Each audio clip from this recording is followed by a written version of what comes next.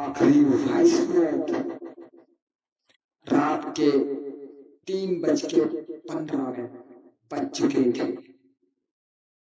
शहर में भयानक तूफान आया हुआ था। बिजली गुल थी और चारों तरफ सिर्फ बादलों की कड़कड़ाहट की आवाजें आ रही थी। अमन अपने कमरे में अकेला बेड पर लेटा था।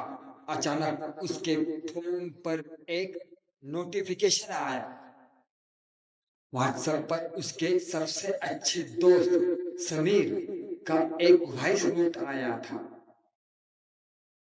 अमन थोड़ा हैरान हुआ क्योंकि समीर 2 दिन पहले ही एक कार एक्सीडेंट में लापता हो गया था और पुलिस अब तक उसकी लाश ढूंढ रही थी।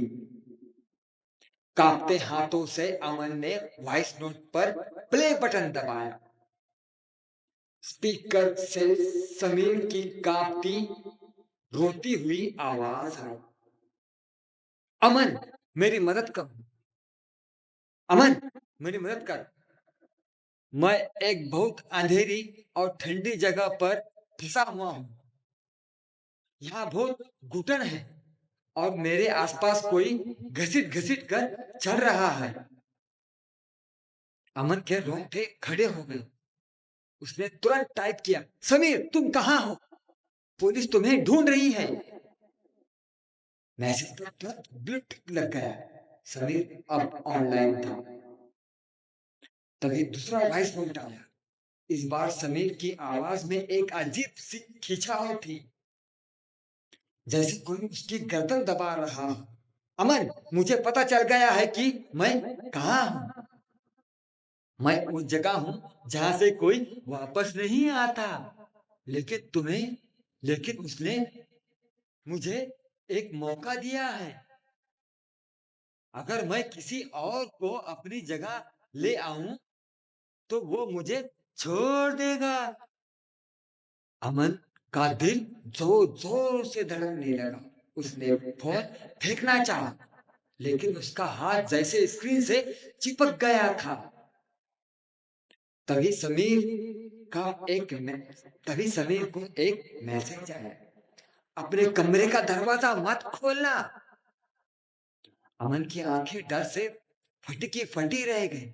उसने तुरंत अपने कमरे का दरवाजे की तरफ देखा। दरवाजा बंद था, लेकिन अचानक उस पर बाहर से खटखटाने की आवाज आई।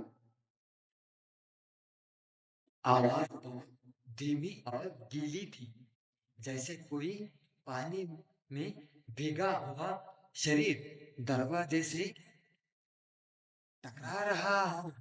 अमन के रीढ़ की हड्डी में बर्फ से सिहरन दौड़ गई।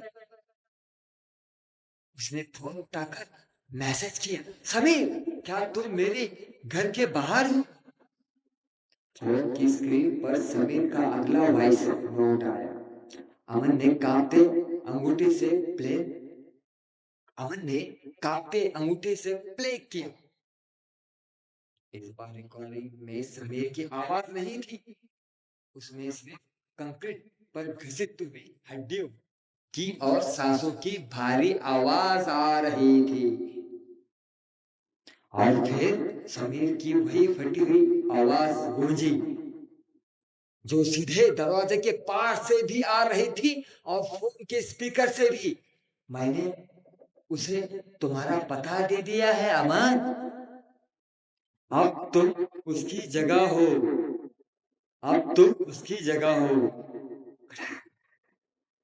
अचानक कमरे की खिड़की का कांच चकनाचूर हो गया। तूफानी हवा के साथ एक काली पानी में भीगी हुई आकृति खड़ी खिड़की से अंदर आई। उसकी आंखें खाली थी और उसका पूरा शरीर सड़ चुका था। अमन चीखने ही वाला था कि उसकी फोन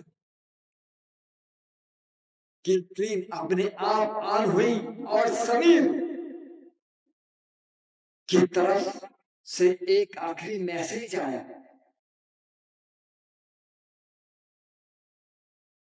धन्यवाद दोस्त, धन्यवाद दोस्त, मेरी जगह लेने के लिए। परंतु ये कहाणी यही खत्म होती। तर मित्रांनो, हे काल्पनिक कथा आहे. कोणता गोष्टीचा कशाचाही काही संबंध नाही मित्र. तुमच्या फक्त मनोरंजनासाठी मिनी हॉरर स्टोरी तयार केलेली आहे मित्र. काल्पनिक कथा आहे, कोणत्या गोष्टीचा कशाचाही काही संबंध नाही, फक्त मनोरंजन म्हणून हा व्हिडिओ पाहू शकता मित्रांनो. काल्पनिक कथा आहे, कोणत्या गोष्टीचा कशाचाही काही संबंध नाही, फक्त मनोरंजन म्हणून हा व्हिडिओ पाहू शकता मित्रांनो. तर लाईक करा, कमेंट करा, शेअर करा, सबस्क्राईब करा मित्रांनो. कमजोर दिल के ना देखे. लाइक कमेंट शेयर जरूर कर दोस्तों.